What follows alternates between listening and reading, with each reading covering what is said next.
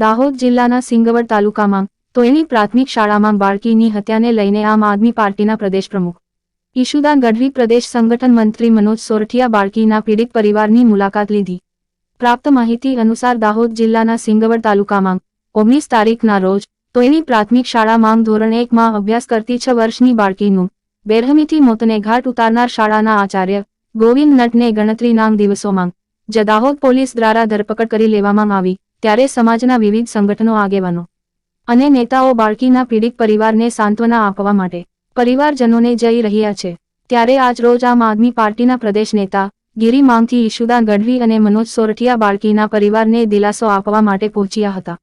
મોટી સંખ્યામાં આમ આદમી પાર્ટીના હોદ્દેદારો કાર્યકરો જોડાયા હતા। ઈશુદાન ગઢવી અને મનોજ સોરઠિયા સરકાર પર આક્રાંત પ્રહાર કર્યો હતો। વધુ જણાવ્યું હતું કે આરોપી ગોવિંદ નટને સત્વરે સજા નહીં તો આવનારા સમયમાં દાહોદમાં ઉગ્ર વાતાવરણ બની શકે તેવું તેમણે જણાવ્યું હતું। વધુમાં ગોવિંદ નટ દાહોદ જિલ્લામાં વિવિધ સંસ્થાઓ સાથે જોડાયેલો છે તેવી વાત કરવામાં આવી હતી અને આ તબક્કે દાહોદ જિલ્લા પોલીસ વહીવટી તંત્રના વખાણ કર્યા હતા। દાહોદથી જશુભાઈ ગણાવાની એક રિપોર્ટ। પીડિત પરિવારની મુલાકાત લીધી છે, શું કહેશો આ બાબતે?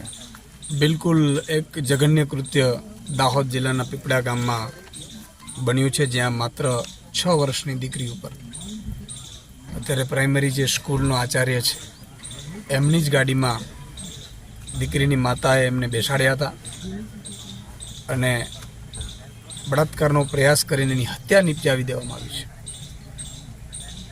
આવું કૃત્ય ખાલી સાંભળીને પણ કંપકંપાટી ઉપડી આવે એવી સ્થિતિ છે। ત્યારે આમ આદમી પાર્ટીના તમામ લીડરશિપ પ્રદેશથી માંડી અને તાલુકા જિલ્લાની આજે પીડિત પરિવારની મુલાકાતે આવ્યા હતા। પીડિત પરિવારને એને સાંત્વના પાઠવી છે।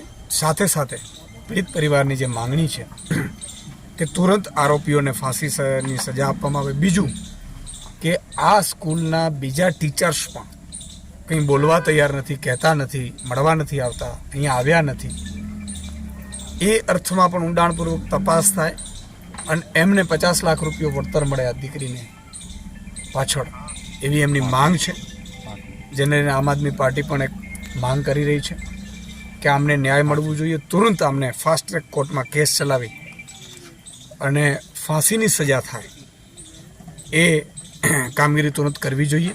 સાથે સાથે મારે ગુજરાત સરકારને માનનીય મુખ્યમંત્રીશ્રીને કહેવું છે, મમતા દીદીને તમે બહુ લેટર લખ્યા કે મમતા દીદી આવું કરવું જોઈએ, મમતા દીદી આવું કરવું જોઈએ, તો મુખ્યમંત્રીશ્રીને મારે કહેવું છે કે એનાથી 1000 ગણી ઘટના જે પશ્ચિમ બંગાળમાં ઘટી હતી ડૉક્ટર બેન સાથે દુઃખદ જ હતી, એનાથી 1000 ગણી ઘટના અહીંયા ઘટી છે દાહોદમાં, એક અંતરિયાળ વિસ્તારમાં, અને એ તમારા કાર્યક્ષેત્રમાં આવે છે। તમે મુખ્યમંત્રી છો અને તમે બીજા કાર્યક્રમોને લઈને ધરણા ઉપર બેસો છો, મોની બાબા બની ગયા છો, ત્યારે બહુ જ પીડા થાય છે।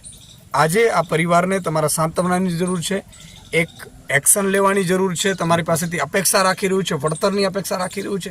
અને આવી કેટલી પણ શાળા હોય અંતરિયાળ વિસ્તારોમાં, એ આદિવાસી સમાજમાં હોય, આશ્રમ શાળા હોય, બીજી તમામ આ વિસ્તારોમાં જેટલી પણ શાળા હોય, એમાં પણ ટીચર્સ અને શિક્ષકો અને આચાર્યો કઈ રીતે કામગીરી કરી રહ્યા છે, કઈ રીતે એને સીસીટીવીથી સજ્જ કરી, ભલે 50-100 કરોડ રૂપિયા વિપક્ષ કોઈ વિરોધ નહીં કરે, આમાં ખર્ચી નાખો તમે, એનો સીસીટીવીથી સજ્જ કરી સ્કૂલોને, અને અહીંયા બાળકોને એસટીની સુવિધા આપો, નહીં તો નાના ઇકોની આપે છે, ઇકોની સુવિધા આપો અને આમને સ્કૂલે મૂકી જાય અને સ્કૂલથી લઈ આવે એવી વ્યવસ્થાઓ કરો। આ બાળકોને ભણવું છે, એ આપણે ભણવા નથી કરતા ને આપણે ખોટા બીજા રાજ્યોને મુખ્યમંત્રીને પત્ર લખીએ છીએ, એમાં આપણા રાજ્યનું કંઈ સારું નથી થવાનું। એટલે મારી વિનંતી છે મુખ્યમંત્રીશ્રીને કે મોના બાબાનું મૌન તોડો અને આમની માટે એક અવાજ ઉઠાવો।